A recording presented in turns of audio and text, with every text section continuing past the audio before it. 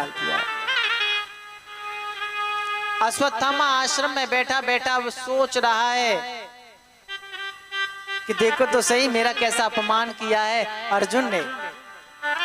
अरे उसको अर्जुन का शुक्रगुजार होना चाहिए था कि अर्जुन ने कम से कम मेरे प्राण तो बख्श दिए ना, मेरे प्राणों को बख्श दिया, लेकिन नहीं, उसे कोई फर्क नहीं है। और इधर विचार किया कि युद्ध में सुना था कि अभिमन्यु की पत्नी जो उत्तरा है ना, उत्तरा के गर्भ में कोई संतान है जो पांडवों को जल दे सकती है, उनका तर्पण कर सकती है। तो महाराज ब्रह्मास्त्र उठाया और ब्रह्मास्त्र छोड़ दिया उत्तरा की ओर।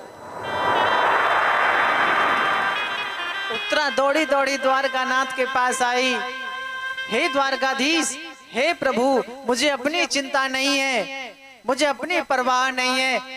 ये जो पांडवों का वंश जो मेरे गर्भ में है ना, मुझे इसकी चिंता है, इसकी रक्षा करो प्राणनाथ, इसकी रक्षा करो। पाहि पाहि महायोगिन देव देव जगतपते नान्यं तद्भयं पश्ये यत्र मृत्यु परस्परम। प्रभु ये जलाकर के भस्म कर देगा, पांडवों के वंश की रक्षा करो। चरणों में गिर गई, उठाया उत्तरा को और कहा बेटा अपने मन में मातृ भाव प्रकट करो। और एक रूप से भगवान उत्तरा के सम्मुख खड़े हैं, सामने खड़े हैं और सूक्ष्म रूप बन करके गर्भ में प्रवेश कर गए। और जैसे ही चक्र चलाया और ब्रह्मास्त्र को शांत कर दिया, पांडवों के वंश को बचा लिया, रक्षा की है। परीक्षित एक ऐसे हैं जिन्होंने गर्भ में भगवान के दर्शन किए हैं। परीक्षित मात्र ऐसे हैं जिन्होंने गर्भ में रक्षा किया। और महाराज इस दृश्य को देख रही हैं कुंती समझ गई। कुंती कहती है लाला, कुंती समझ गई ये कोई साधारण नहीं है, ये तो परमात्मा है, ये तो विधाता है। और महाराज कुंती चरणों में गिर गई। अरे बुआ क्या करती हो आप? हे कृष्ण द्वारिका वासिन देव देव जगतपते। अरे बुआ क्या करती हो? अरे मैं तो आपका भतीजा हूँ, आप मेरे पैरों में पड़ी हो, उठो बुआ, ये ठीक नहीं है। बुआ कहती है, कुंती कहती है माधव विधाता आज मैं समझ गई कि आप जगदाधार हो, जगत के मालिक हो, जगत नियंता हो। आज मुझे आपके चरण वंदन करने से कोई नहीं रोक सकता। भगवान कहते हैं कि बुआ यदि आप समझ गई हो कि मैं विधाता हूं, मैं भगवान हूं, मैं नारायण हूं, तो मैं कहता हूं हाँ मैं भगवान हूं। बुआ मैं आज आपको कुछ देना चाहता हूं। बड़ी अच्छी कथा है, एक जयकारा लगा दो, बोल बांके बिहारी लाल की। आवाज नहीं आ रही। राधे रानी सरकार की, छैची मैया की जय हो। बड़ी अच्छी कथा है, सुनिए। बुआ आज आप यदि त्रिलोकी का राज्य मुझसे मांगोगी ना, मैं तीनों लोगों का राज्य आपको दे सकता हूँ, त्रिलोकी नाथ आपको बना सकता हूँ। बुआ आप अपने मुख से एक बार कह दो आपको क्या चाहिए। सभी को इकट्ठा कर लिया, सब लोग आ गए। युधिष्ठिर से पूछा सबसे पहले, भैया आप बताओ आपको क्या चाहिए। युधिष्ठिर जी ने कहा माधव मैं हमेशा सत्य के मार्ग पर डटा रहूं, मुझे और कुछ नहीं चाहिए। मैं सत्य के मार्ग पर हमेशा चलता रहूं, मुझे और कुछ नहीं चाहिए। अर्जुन का नंबर आया। अर्जुन ने कहा मेरा गुरु शिष्य का भाव आपसे हमेशा बना रहे, आपका साथ मुझे हमेशा बना रहे, और माधव मुझे कुछ नहीं चाहिए। भीम ने कहा माधव हमारी तो सब हंसी बनाते हैं कि हम भोजन ज्यादा करते हैं ना, तो हम तो भोजन करते करते हंसते गाते नाचते, आपका ध्यान हमें बना रहे, आपका स्मरण हमें बना रहे, हमें और कुछ नहीं चाहिए। नकुल और सहदेव को आशीर्वाद दिया। और इधर अब नंबर आया सुभद्रा का।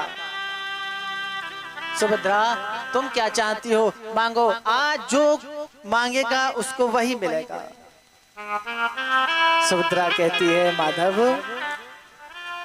कृष्ण त्वदीय पद पंकज पंजरान्ते अद्यैव मे विशतु मानस राजहंसा प्राण प्रयाण समये कफवात पित्तै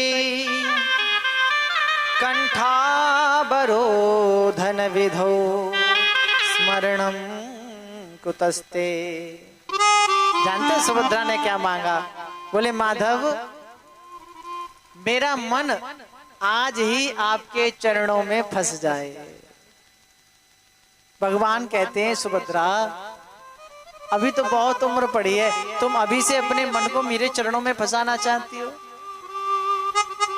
बोले प्रभु वृद्धावस्था जब आ जाएगी तो भजन नहीं होगा, बुढ़ापे में भजन नहीं होगा। बुढ़ापे में भजन होता है क्या? नहीं होता। मैं तो उन लोगों से कहता हूं, देखो जो बुजुर्ग हो गए उनके पास नए युवा पीढ़ी को बैठना चाहिए, उनसे अनुभव लेना चाहिए। जो जवानी में भजन ना कर पाए हो उनसे पूछ लो कि बुढ़ापे में कैसी दशा रहती है।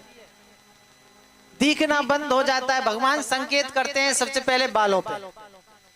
बाल सफेद हो गए, भगवान कहते हैं कि अब तो भजन कर लो, अब तो कुछ गा लो। लेकिन क्या होता है, कलर कर लिया, हेयर डाई कर ली, बाल काले हो गए, झंझट खत्म। जय राम जी की। फिर क्या होता है? बोले फिर दांत उखड़ गए। अब प्रसाद आपको मान लो सेब मिल जाए, दांत उखड़ गए, कैसे खाओगे? प्रसाद भी नहीं खा पाओगे। दांत उखड़ गए तो भगवान का उच्चारण भी शुद्ध से नहीं कर पाओगे।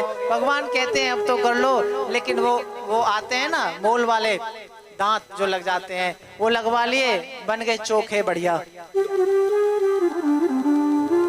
आंखें चली गई महाराज, अब तो भगवान के दर्शन कर लो।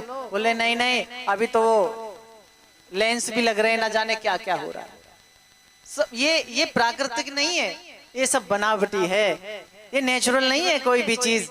भगवान संकेत देते हैं अब तो भजन कर लो, लेकिन नहीं। आज भगवान ने सुभद्रा को बहुत आशीर्वाद दिया। अब द्रौपदी का नंबर आया। द्रौपदी ने कह दिया मैं आपकी सखी, आप मेरे भाई, मेरे आराध्य, मेरे सर्वस्व बन करके रहो और मुझे आपसे कुछ नहीं चाहिए।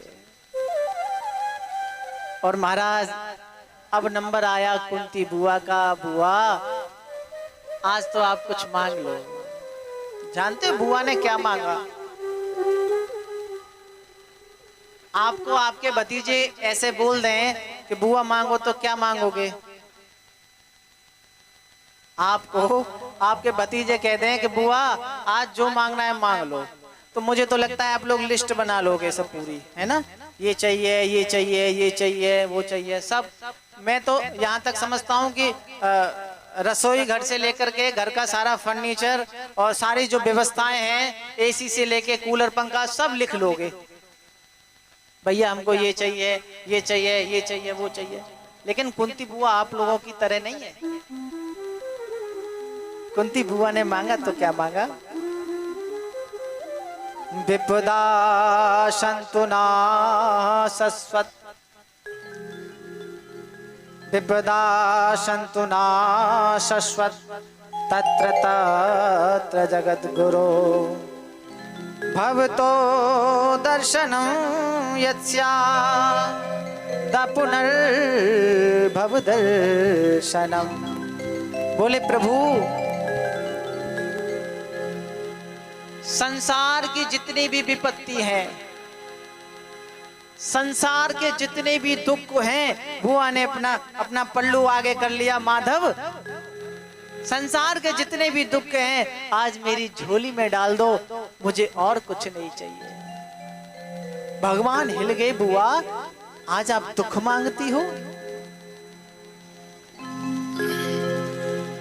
सुख भी मुझे